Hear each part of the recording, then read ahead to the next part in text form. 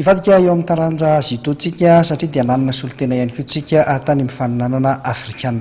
Fiadina tompon-dakany Afrika ny tanterana tany Maputo tany Mozambika tany izy ity dia i Saramanitra Aratiaso no any malagasy nitondra medaly zany ny bata medaly tamin'izany medaly alimo no azony tamin'io fifaninanana kontinentaly io.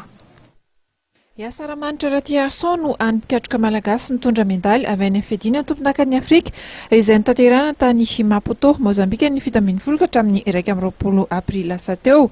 Medaly alimo no azony tamin'izany rehefa naresy ilay teratany maliana Mamady Ray izy nandritra ny finale de bronze. Saramanitra iritatsika amin'ny tatami amin'ny ankavanana iry ka manao kimono manga dia nandresy tamin'ny ipon tamin'ity combat ity.